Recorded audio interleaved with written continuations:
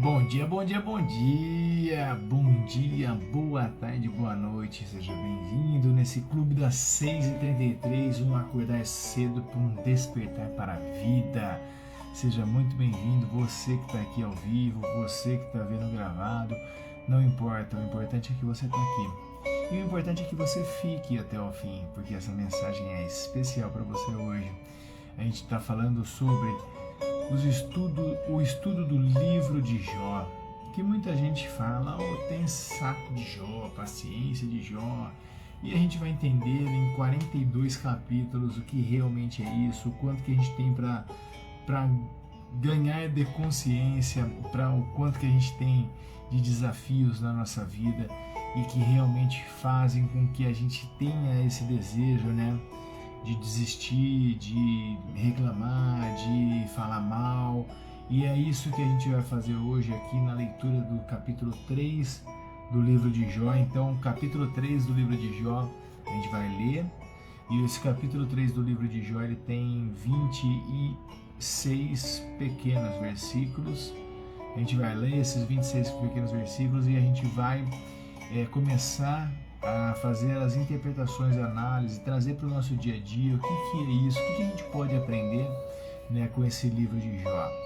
Então seja muito bem-vinda, Carolzinha, seja muito bem-vindo você que está chegando, bom dia, que seja muito bem-vinda e que aí eu peço que você tenha um momentozinho teu aí de reverência, para que você abra a tua mente, abra o teu coração, para que se essa palavra for realmente saudável, ela mude aí a tua vida e que a gente faça assim uma construção de uma nova versão nossa para que a gente possa melhorar o nosso mundo exterior, onde a gente tem relacionamentos com os nossos familiares, com a sociedade, com tudo. Então, quanto mais pessoas felizes e melhores, mais a gente também vai deixar o nosso mundo melhor e a gente vai fazendo contribuições satisfatórias. Então, hoje, na leitura do capítulo 3, a gente sabe que ele está muito relacionado essas angústias, né? Esse lamento. O Jó até reclama de ter nascido. Então a gente vai ler, vai estudar e vai interpretar um pouquinho dessa situação. Então vamos lá. Vou começar a leitura agora do capítulo 3, versículo 1. Depois disso, Jó abriu a boca e amaldiçoou o seu dia de nascimento, dizendo: pereça o dia do meu nascimento e a noite em que se disse nasceu o menino. Transforma-se aquele dia em trevas e Deus, lá do alto, não se importe com ele. Não resplandeça a luz sobre ele. Chamem-no de volta às trevas e à mais densa escuridão. Coloque-se uma nuvem sobre ele e o negrume aterrorize a luz. Apondere-se daquela noite densas de trevas. Não seja ela incluída entre os dias do ano, nem faça parte de nenhum dos meses. Seja aquela noite estéril, e nela não se ouçam brados de alegria. Amaldiçoem aquele dia, e os amaldiçoem os dias, e são capazes de atiçar o Leviatã. Fiquem escuras as suas estrelas matutinas. Espere ele em vão pela luz do sol, e não veja os primeiros raios da alvorada, pois não fechou as portas do ventre materno para evitar que eu completasse males. Por que não morri ao nascer e não pereci quando saí do ventre? Porque houve joelhos para me receberem e seios para me amamentarem? Agora eu bem poderia estar deitado em paz e achar repouso, junto aos reis e conselheiros da terra, que construíram-se para si lugares que agora jazem em ruínas, com governantes que possuíam ouro, que enchiam suas casas de prata. Porque não me sepultaram como criança abortada, como um bebê que nunca viu a luz do dia? Ali os ímpios já não se agitam, e ali os cansados permanecem em repouso. Os prisioneiros também desfrutam sossego, já não ouve mais os gritos do feitor de escravos. Os simples e os poderosos ali estão, e o escravo está livre do seu senhor, porque se dá luz aos infelizes e vida aos de alma amargurada. aos que anseiam pela morte, e esta não vem e procuram mais do que um tesouro oculto, aos que se enchem de alegria e exultam quando vão para a sepultura? Por que se dá vida àquele cujo caminho é oculto e a quem Deus fechou suas saídas? Pois me vêm suspiros em vez de comida, meus gemidos transbordam como água. O que eu temia veio sobre mim, e o que eu receava me aconteceu. Não tenho paz, nem tranquilidade, nem descanso, somente inquietação. Olha aí que interessante, só reclamação. Quanto mais eu reclamo, eu clamo novamente. E Jó ali estava passando por uma situação bem adversa. A gente já viu no capítulo 1 e no capítulo 2. No capítulo 1, Satanás foi lá, trocou uma ideia com Deus e fez o quê? Falou: Deus, deixa eu lá mexer com Jó, que você vai ver que ele não é fiel a ti. Aí Deus conhece Jó de dentro para fora, conhece cada um de nós. E uma das coisas que você tem que entender é que, na verdade, a gente tem... Só um minuto. Goda! O que é? Hein? O que é que você tá latindo? Aí, a minha cachorra aqui querendo aparecer, né? Quem sabe faz ao vivo. E quando ele fala no capítulo 1, e ele permite que Satanás faça tudo com Jó, menos tirar, menos mexer na vida dele, né? E aí o que acontece? Você percebe uma coisa muito interessante. Jó, mesmo quando mataram os 7 filhos dele, tiraram todos os tesouros, ele era um dos mais ricos do Oriente, ele tirou tudo e ele abaixou o rosto no chão e falou: nu eu vim e nu eu vou embora, nada era meu e Deus que me consegue. No segundo, além de ter tirado tudo, o Satanás vai lá e pede para Deus, fala: querido, deixa eu tocar nele, deixa eu colocar ferida no corpo dele, e Deus permitiu. E aí fez tudo essa parte de colocar feridas, e ele com o casco, ele ficava raspando e lamentando essas coisas. Porém, o que eu quero trazer para você aqui? Um ganho de consciência. Para quê? Para que você entenda. Você acha que Deus vai trocar ideia com o Satanás e vai deixar que aconteça tal coisa? Então, será que não tem mensagens que a gente deve decodificar e entender um pouquinho sobre o nosso comportamento humano, sobre de quem nós somos?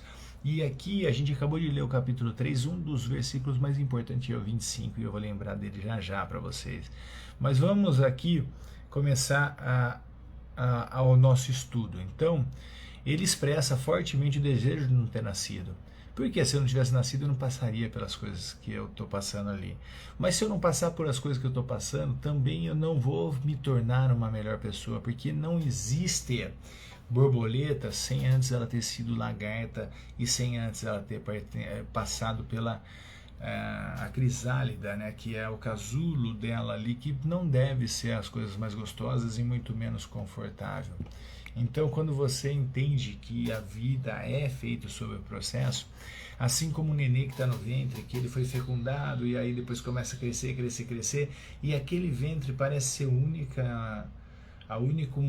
lugar maravilhoso, protegido, acolhido, só que a criança atinge um tamanho gigante ali para a proporção daquele útero que ela não cabe mais ali. E vai passar um processo de dor e sofrimento a mãe e o filho. Porém vem a vitória depois, que é vida para ele, é o alívio para a mãe, aquela vida olhando para a mãe. Então é muito interessante a gente ter o prazer disso. E aí, nos versículos de 1 a 10, Jó expressa a sua dor assim de uma forma intensa, né? Ele desejando nunca ter nascido, lamentando o dia do nascimento, reflete essa angústia, essa dor, esse sofrimento que ele está vivendo e o desespero por causa dessa situação que parece para ele não ter fim, né? Na prática, trazendo para o nosso dia a dia, a gente também tem momentos de intenso sofrimento. E se você que está aqui assistindo agora, seja ao vivo ou gravado, reflete. Você já teve algum sentimento na tua vida que deve ter sido de extremo desconforto para você. Se você lembrar agora, você vai lembrar.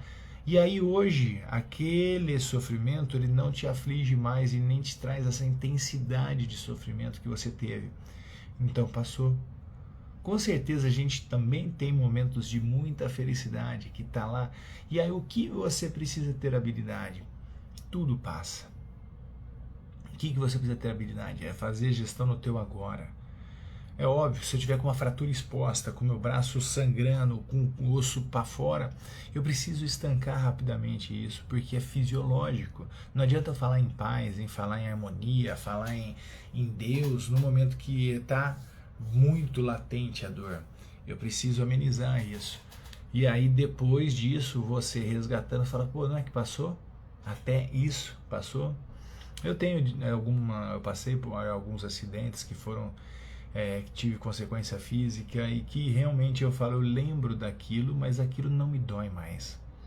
É nesse sentido que a gente tem que começar a trabalhar aqui, nesses momentos práticos de sofrimento, é sim extremamente natural se sentir sobrecarregado e desesperado. A gente tem que ter, sim, um apoio emocional. A gente tem que ter uma pessoa que esteja de repente fora do contexto familiar, para quê? Para que possa dar um alívio, uma dor. Por isso que hoje a gente tem padre, pastor, conselheiro, amigo, mentor. Para quê? Para que dentro dessa perspectiva, e pessoas muito sábias, tá? Porque pessoas para dar palpite na tua vida, para fazer você aumentar teu sofrimento, ó, tá assim, mas poucas pessoas com bom senso, com realmente interesse de querer ser um instrumento na mão de Deus para que possa abençoar a vida das outras pessoas, né? Então a gente tem que ter esses apoios para que a gente possa minimizar esse momento que parece que não tem fim. E quando a gente faz isso, a gente começa a expressar de uma forma mais clara as nossas dores, a gente também as reconhece de uma forma mais fácil, buscando apoio, e aí a gente começa também um processo de cura emocional. A gente começa a reconhecer as emoções, que a gente está triste, que a gente está... E quando a gente está triste, a gente está não sei o que, a gente fala besteira demais da conta. E às vezes você pode aumentar ainda mais o sofrimento, porque você vai magoar mais os outros, você vai magoar mais a si mesmo, sendo que não havia necessidade disso. Por que acontece isso? Por falta do teu autoconhecimento, de você entender que você é um ser humano vivendo experiência, você é um ser espiritual vivendo experiências humanas, e como humano a gente está sujeito a todas essas coisas, a gente está sujeito às dores, a sofrimentos, mas isso é temporário. Cristo aguentou o quanto ali na cruz e hoje entrou na glória. Quantas pessoas passaram por sofrimentos e viveram lá nos 40 anos no deserto e depois viveram glórias? Então você tem que entender que tudo é feito um processo e você tem que aguentar esse seu processo. E reclamar, eu nunca vi acelerar o processo mudar. Você já viu? Nunca vi. E ali o Jó ainda continuando nesse processo todo e só está se lamentando.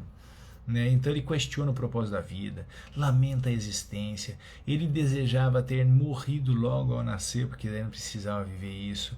Isso ilustra uma profunda desesperança e o questionamento existencial que a gente passa a viver e enfrentar diante dos sofrimentos. Ah, por que comigo? Ai, não sei o que. Porque era com você. Quem tem que desenvolver aquela competência, quem tem que desenvolver e entender o que está acontecendo é você, não é o outro. Não é teu pai, tua mãe, não é teu irmão, é você. Então, aquele ditado popular que muita gente conhece fala o seguinte: aceita que dói menos, é muito mais inteligente do que você imagina. Não é questão só de aceitar porque você não tem condição, não, é aceitar para você desenvolver, para você estar mais forte, para você poder fazer mudanças significativas na tua vida. E quando você tem isso, você parece impossível sair de momentos de desespero, mas você vai começar a se fortalecer, você vai começar a ter discernimento, você vai começar a ter entendimento e você começa a buscar um propósito, buscar um sentido. E mesmo em situações que te desafiam, como por exemplo, essa história de Jó, ela é muito pesada, é muito forte. É fácil a gente estar analisando aqui 4 mil anos depois, não vivemos aquela situação.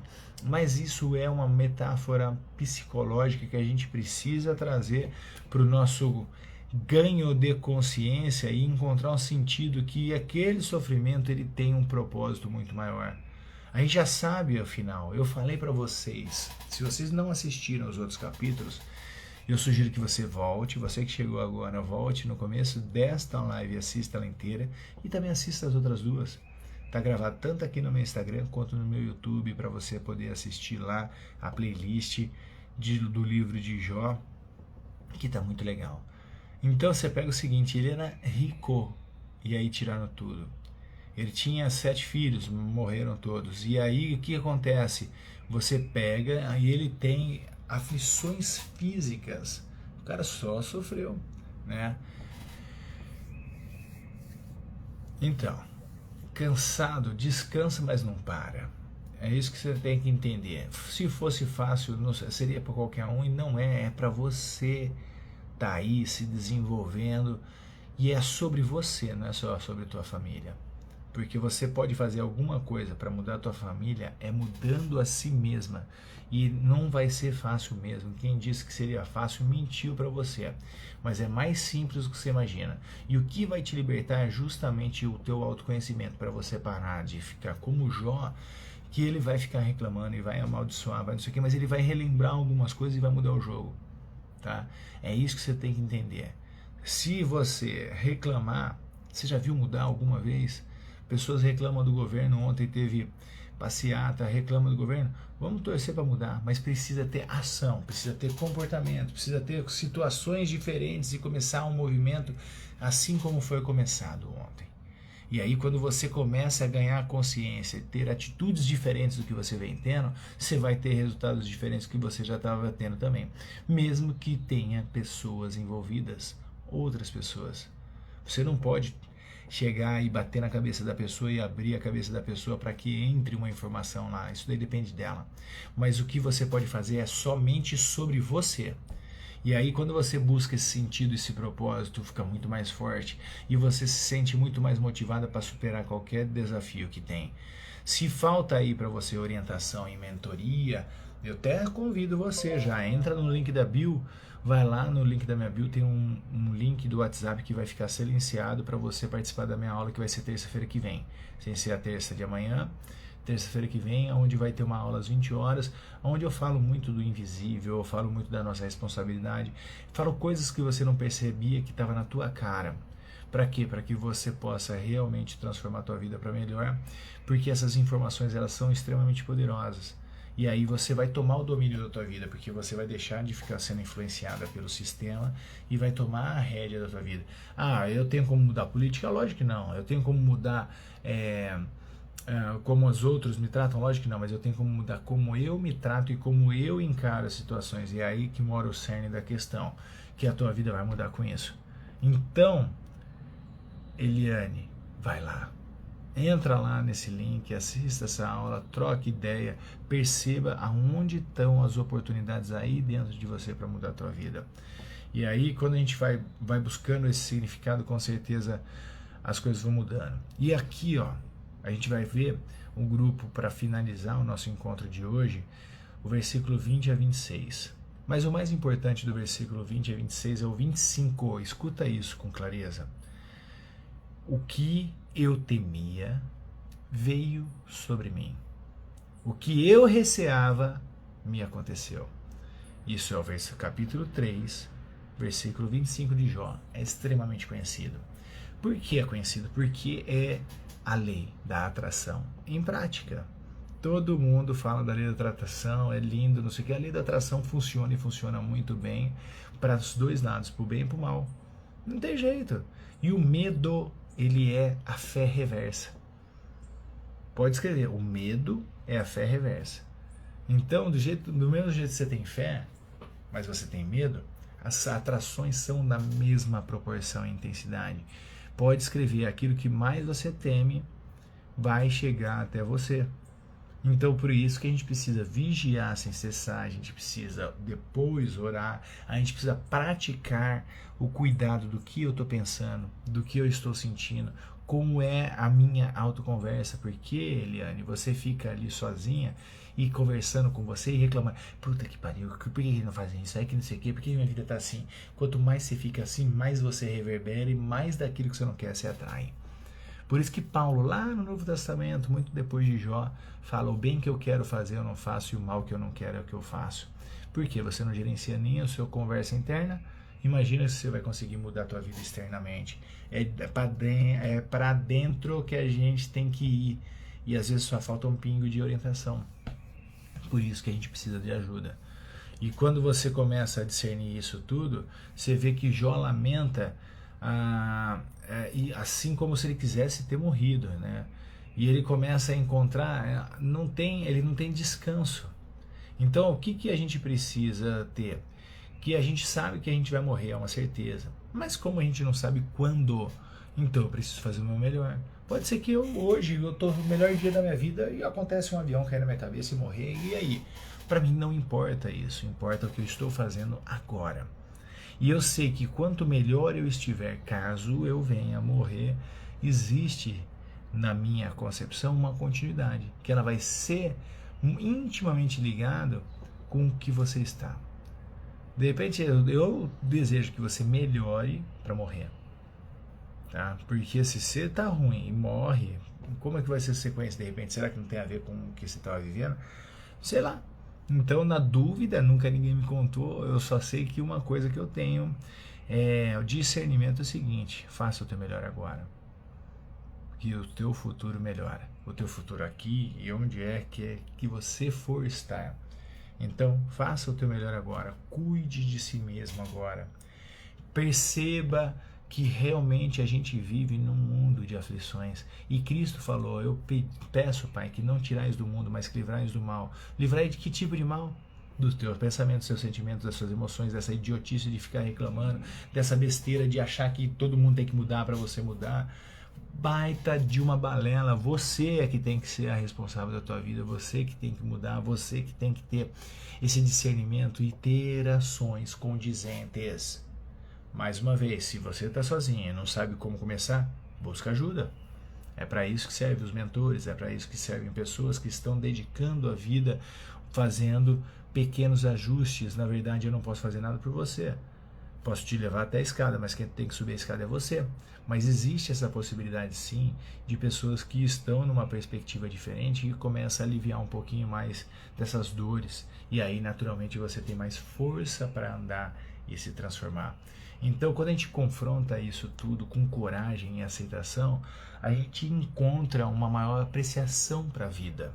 A gente começa a encontrar compreensão mais profunda e viver realmente o que importa, que é você ficar cada vez melhor e deixar o teu ambiente amando o seu próximo como a ti mesmo. Mas se você não se ama, como que você vai amar o teu próximo?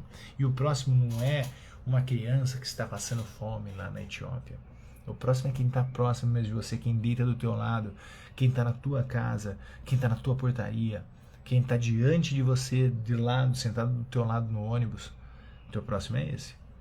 Só que se você não se ama, como que você vai ter competência de fazer isso com o seu próximo? Entendeu isso? E é com esse barulho que eu termino o encontro de hoje.